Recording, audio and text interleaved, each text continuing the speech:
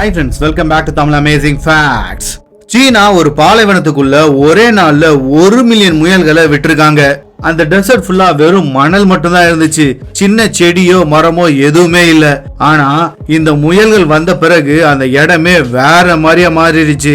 இந்த டெசர்ட்டை முயல்கள் என்ன பண்ணுச்சு, எதுக்காக சைனா கவர்மெண்ட் இவ்வளவு முயல்களை இந்த பாலைவனத்துல விட்டாங்கன்றத பத்தி தான் நாம இன்னைக்கு இந்த வீடியோல பார்க்க போறோம். வழக்கம் போல இந்த வீடியோவும் வேற லெவல்ல இன்ட்ரெஸ்டிங்கா இருக்கும். சோ ஸ்கிப் பண்ணாம கடைசி வரைக்கும் பார்த்துட்டு பிடிச்சிருந்தா மறக்காம இந்த லைக் பண்ணுங்க, தட்டி விட்டுருங்க. குபுக்கி டெசர்ட் சைனாவோட இன்னொரு மங்கோலியா பகுதியில் இருக்கிற ஒரு மிகப்பெரிய பாலைவனம். இதோட டோட்டல் ஏரியா கிட்டத்தட்ட 18,000 ஸ்கொயர் கிலோமீட்டர். முன்னாடி இந்த இடம் உயிரே இல்லாத வெறிச்சோடி பாலைவனமா தான் இருந்துச்சு.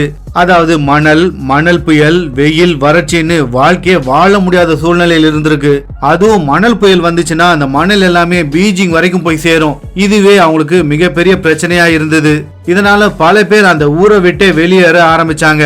அந்த இடத்துல பிறந்தவர் தான் வாங் வெம்பியோ. சின்ன வயசுல இவர் ஸ்கூல் போகணும்னா இதே பாலைவனம் வழியா கிட்டத்தட்ட 10-12 கிலோமீட்டர் நடந்தே தான் போகணுமா. இப்படி டெய்லி இவர் மட்டும் இல்லாம ஊர் மக்கள் எல்லாமே பாலைவனத்துல போயிட்டு வரதை பார்த்த இவரு என்னைக்காவது ஒரு நாள் இந்த பாலைவனத்தை பசுமையா மாத்தணும்னு முடிவு பண்ணிருக்காரு. அதுவும் எப்போ அவர் சின்ன வயசா இருக்கும் போதே. காலம் மாறுது, அவரும் பெருசாகிறாரு. இப்ப அவர் நினைச்ச மாதிரியே இந்த பாலைவனத்தை பசுமையா மாத்த ஆரம்பிக்கிறாரு. முதல்ல ரோட் சைடு ஃபுல்லாவே மரத்தை நட ஆரம்பிக்கிறாரு. அதுக்கப்புறம் கொஞ்ச நாள்ல லயன் ரிசோர்ஸ் குரூப்னு ஒரு நிறுவனத்தை ஆரம்பிக்கிறாரு. அந்த நிறுவனத்தை ஆரம்பிச்சதுக்கு அப்புறம் பாலைவனத்தை பசுமையா மாத்துறதுக்கு இவர் எல்லா ஸ்டெப்பும் எடுக்க ஆரம்பிச்சாரு. இத பார்த்த சுத்தி இருந்தவங்க எல்லாருமே இது முடியாதுன்னு சொல்ல இவர் மட்டும் வித்தியாசமா திங்க் பண்ண ஆரம்பிச்சாரு. அதாவது இயற்கை பிரச்சனையை கொடுத்துச்சுன்னா அதுக்கான தீர்வு இயற்கை தான் தரும் அப்படின்னு இவர் நம்ப ஆரம்பிச்சாரு. இப்போ மெயின் மேட்ருக்கு வருவோம்.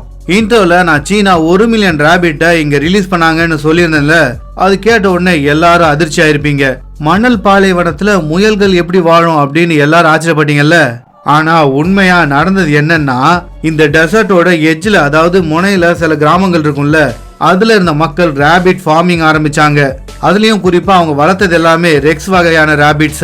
இவங்க ஏன் மத்த ராபிட்ஸை விட்டுட்டு இதை ஃபார்ம் பண்ணாங்கன்னா, அதாவது இதோட ஃபர் எல்லாமே ரொம்ப சாஃப்டா இருக்கும். இதை வச்சு துணியெல்லாம் செய்வாங்க. ஃபேஷன் இண்டஸ்ட்ரியில ரொம்ப முக்கியமானதுல இதுவும் ஒண்ணு. அதனால அந்த ஃபர் எல்லாத்தையுமே இவங்க எக்ஸ்போர்ட் பண்ணுவாங்க. இவங்க முயல் ஃபார்மிங் பண்ணதுனால மக்களுக்கு வருமானமும் கிடைச்சது, டெசர்ட்ல நடந்த ப்ராஜெக்ட்டுக்கு ஃபண்டும் கிடைச்சது. இந்த மாதிரி லோக்கல் எக்கனாமியை அவங்க உயிரோட வச்சிருந்தாங்க.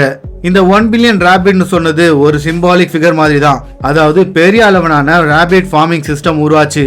இது டெசர்ட் பசுமை திட்டத்துக்கு இன்டைரக்டா சப்போர்ட் கொடுத்துச்சு. இப்படி அவங்க முயற்சி பண்றத சீனா கவர்மெண்ட் பார்த்ததும் அவங்க டைரக்டா சப்போர்ட் பண்ண ஆரம்பிச்சாங்க. அந்த ப்ராஜெக்ட்டுக்கு கிரீன் கிரேட் வால் ஆஃப் சைனான்னு பேரும் வச்சாங்க. அதுக்கப்புறம் என்ன ஃபண்டிங், ரிசர்ச், டெக்னிக்கல் சப்போர்ட்னு எல்லாமே கிடைக்க ஆரம்பிச்சது. இப்ப இவருக்கு தேவையான உதவியெல்லாம் கிடைச்சிருச்சு. இப்ப பாலைவனத்தை இவர் பசுமையா மாத்த ஆரம்பிச்சிட்டாரு. ஆனா மெயின் பிரச்சனையே இந்த டெட் ஜோன் தான். ஏன்னா இங்க காத்து பயங்கரமா வீசும். அதனால மணல் பறந்துகிட்டே இருக்கும். அதே மாதிரி தண்ணி கிடையாது, சாயில்ல நியூட்ரியன்ஸும் கிடையாது. அதனால தண்ணி கம்மியா தேவைப்படுற மரமும், அதே மாதிரி சாயில்ஸ பறக்க விடாம இருக்கிற மரமும் தான் இங்க நடணும்னு முடிவு பண்ணாங்க. அதுக்காகவே drought resist and sand fixing பிளான்ட்ஸை இங்க நட ஆரம்பிச்சாங்க. இதுங்க எல்லாம் சேர்ந்து ஸ்லோவா மைக்ரோ கிளைமேட்டை உருவாக்குச்சு. அதாவது முதல்ல மாய்ச்சர் இன்க்ரீஸ் ஆச்சு, அதுக்கப்புறம் பூச்சிகள் வர ஆரம்பிச்சது, அதுக்கப்புறம் சின்ன சின்ன அனிமல்ஸும் வர ஆரம்பிச்சதுங்க.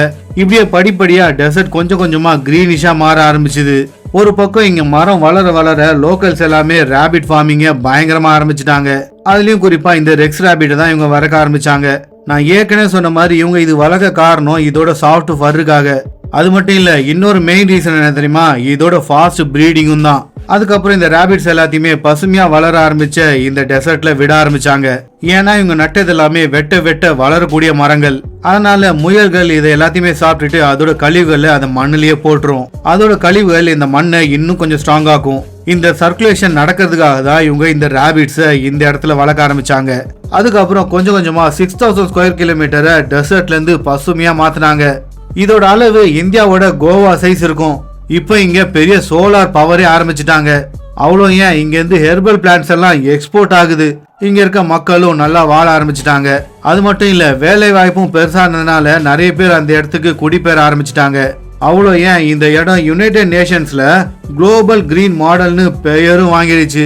இப்போ இந்த குபுக்கி டெசர்ட்டோட மாடலை பார்த்து பல நாடுகள் அந்த நாட்டில் இருக்க பாலைவனத்தை இந்த மாதிரி பசுமையா மாத்துறதுக்கு முடிவெடுத்திருக்காங்க.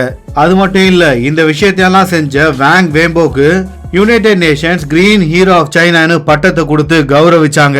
ஸ்டார்டிங்ல சொன்ன மாதிரி இவர் நினைச்சபடியே இந்த இடத்த பசுமையா மாத்திட்டாரு. இந்த மாதிரி தான் நம்மளோட வாழ்க்கையிலேயே பெரிய சேஞ்ச் வேணும்னு ஆசைப்பட்டா முதல்ல அதை நம்பணும். நான் அந்த நம்பிக்கையே நமக்கு கை கொடுத்து கொண்டு போகும். ஓகே ஃப்ரெண்ட்ஸ், இதோட இந்த வீடியோ முடிஞ்சிருச்சு. இந்த வீடியோ பிடிச்சிருந்தா மறக்காம லைக் பண்ணிட்டு உங்க ஃப்ரெண்ட்ஸ் அண்ட் ஃபேமிலிக்கு மறக்காம ஷேர் பண்ணுங்க. இதே மாதிரி சுவாரஸ்யமான பல இன்ஃபர்மேஷன் போட்ட உடனே உங்களுக்கு வந்து சேரணுமா? அவன் மறக்காம நம்ம தமிழ் அமேசிங் ஃபேக்ட்ஸ் சேனலை சப்ஸ்கிரைப் பண்ணிட்டு கூடவே பக்கத்துல இருக்க பெல் ஐக்கானையும் ஆன் பண்ணி வச்சுக்கோங்க. அப்பதான் நான் போற எல்லா வீடியோட நோட்டிபிகேஷனும் உங்களுக்கு கரெக்டா வந்து சேரும்.